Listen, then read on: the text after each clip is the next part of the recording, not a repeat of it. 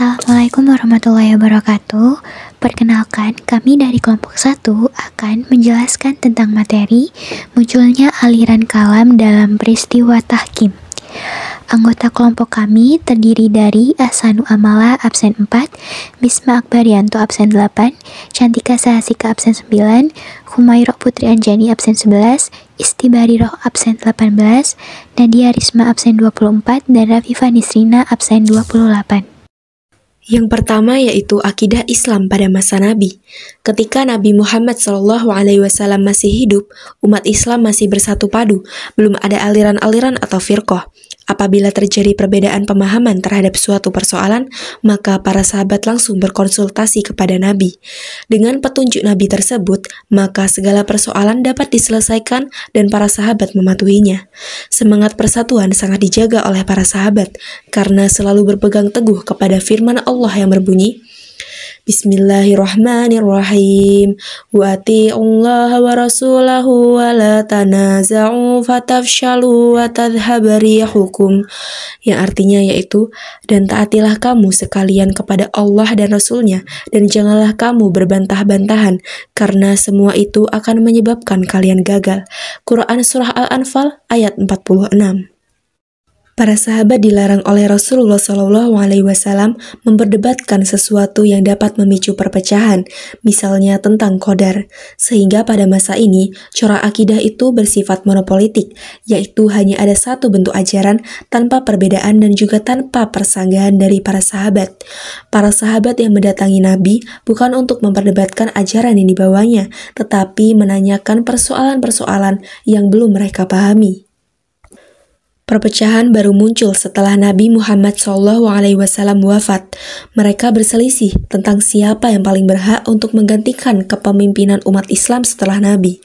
Kaum Ansor yang dipimpin oleh Sa'ad bin Ubadah berembuk di Thaqifah Bani Sa'idah untuk membicarakan penggantian kepemimpinan Nabi Muhammad SAW, yang kemudian menyusul hadir Abu Bakar As-Siddiq, Umar bin Khattab, Abu Ubaidah bin Jarrah dari kalangan Muhajirin.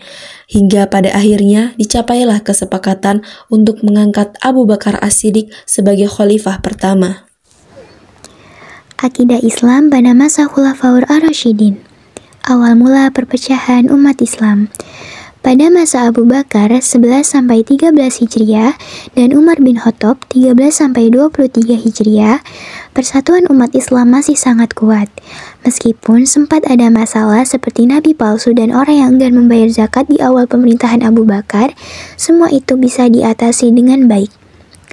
Benih-benih perpecahan dan fitnah besar. Masalah mulai muncul pada akhir masa pemerintahan Utsman bin Affan 23-35 Hijriah. Beliau melakukan reformasi dalam administrasi pemerintahan. Namun, kebijakan ini malah menciptakan situasi politik yang tidak stabil. Puncaknya, Khalifah Utsman dibunuh dalam peristiwa yang dikenal sebagai Al-Fitnah Al-Kubra atau fitnah besar. Kejadian tragis ini dianggap sebagai awal mula munculnya berbagai golongan atau firqah dalam Islam. Konflik setelah wafatnya Utsman dan terbentuknya golongan.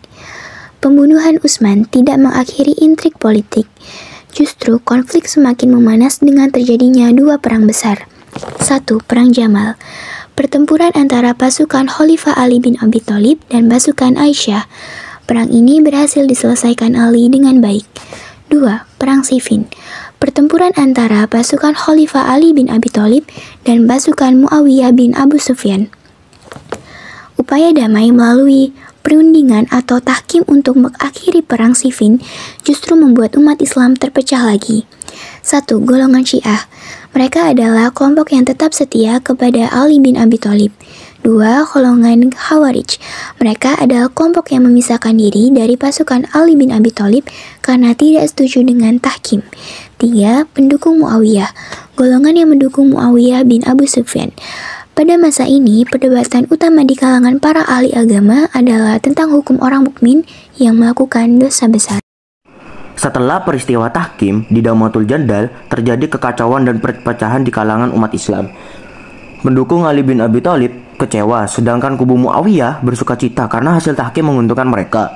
Abu Musa al-Asy'ari pergi ke Makkah, sementara Amr bin As memberi kabar kemenangan kepada Muawiyah yang menandai awal kekuasaan dinasti Umayyah di Damaskus. Dampak dari peristiwa Tahkim, munculnya 3 faksi utama dalam Islam: pendukung istri Ali bin Abi Thalib, Embrio Syiah, kelompok Khawarij, pecahan dari kelompok Ali, pendukung Muawiyah bin Abi Sufyan. Khawarij awalnya fokus pada politik, tetapi kemudian berkembang menjadi persoalan akidah, menganggap Ali, Utsman dan Muawiyah sebagai kafir karena mencampur adukan hak dan batil. Mereka pun merencanakan pembunuhan terhadap ketiganya. Ali dibunuh oleh Ibnu Muljam di Kufah. Abu Muawiyah hanya terluka. Amr bin As selamat karena tidak ke masjid. Yang terbunuh adalah Khorijah yang dikira dirinya. Akidah Islam pada masa Bani Abbasiyah. Pada masa Bani Abbasiyah, hubungan erat antara bangsa Arab dan Ajam atau non-Arab mendorong berkembangnya pemikiran baru dalam Islam, terutama melalui penerjemahan filsafat Yunani dan Persia. Hal ini melahirkan ilmu kalam, yaitu ilmu yang membahas akidah secara rasional. Tokoh seperti Abu Hanifah dan Imam Asy-Syafi'i menulis kitab untuk mempertahankan akidah Ahlussunnah. Pada masa Khalifah Al-Ma'mun hingga Al-Watsiq, Mu'tazilah dijadikan paham resmi negara. Ulama yang menolak, terutama dalam hal kemakhlukan Al-Quran, mengalami tekanan dan hukuman dalam peristiwa Mihnah. Akibatnya, Mu'tazilah mulai ditinggalkan umat. Sebagai respon, Abu Hasan al-Asy'ari dan Abu Mansur al-Maturidi muncul membawa pemikiran akidah yang moderat. Dengan menggabungkan dalil wahyu dan akal, pemikiran mereka diterima luas dan disebarkan oleh murid-muridnya seperti Al-Baqillani, Al-Juwaini, dan Al-Ghazali. Aliran ini menjadi dasar akidah Ahlussunnah wal Jamaah. 5. Akidah Islam sesudah Bani Abbasiyah. Pada masa akidah Islam sesudah Bani Abbasiyah, aliran Asy'ariyah dan Maturidiyah atau Ahlussunnah wal Jamaah adalah corak pemikiran yang mudah dipahami dan mengkolaborasikan antara dalil naqli atau nas dan pendekatan akal atau filsafat yang banyak diikuti oleh umat Islam. Gerakan Salafi adalah upaya Taqiyuddin Ibnu Taimiyah pada permulaan abad ke-8 Hijriah di Damaskus yang berusaha membongkar beberapa pemikiran Asy'ariyah yang dianggap tidak murni bersumber dari Al-Quran dan Al-Hadis. Lalu pada perkembangan selanjutnya muncullah pemikir-pemikir Islam lainnya.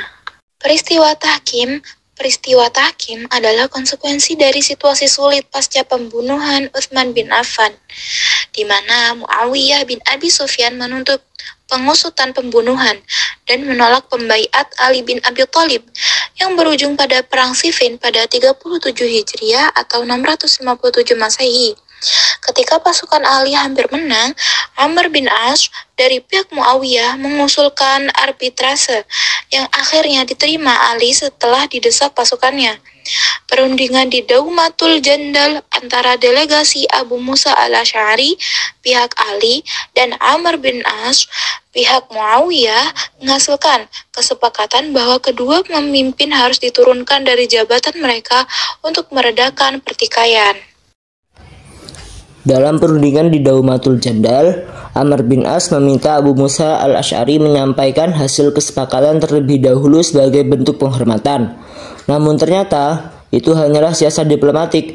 Meskipun sudah diperintahkan oleh Ibnu Abbas agar tidak mendahului Amr, Abu Musa tetap menyampaikan bahwa mereka sepakat mencopot Ali dan Muawiyah dari jabatan, lalu menyerahkan pemilihan khalifah kepada umat. Setelah itu, Amr bin As secara sepihak menyatakan bahwa Muawiyah adalah khalifah. Mengkhianati kesepakatan, Abu Musa pun sadar telah tertipu dan menyesal. Sementara Ibnu Abbas mengecam Amr atas tipu dayanya. Peristiwa Tahkim di Daumatul Jandal menimbulkan kekecewaan besar di pihak pendukung Ali bin Abi Thalib dan kegembiraan di kubu Muawiyah.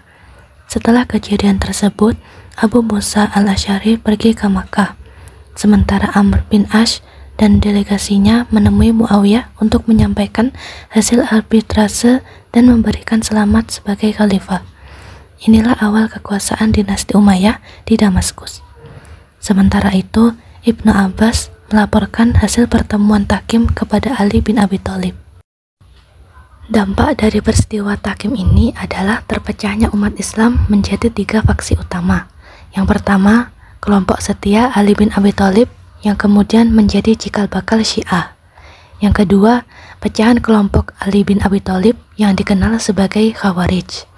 Yang ketiga, kelompok pendukung Muawiyah bin Abi Sufyan. Pada awalnya, Khawarij hanya memperdebatkan masalah politik, namun kemudian berkembang ke persoalan teologi atau akidah.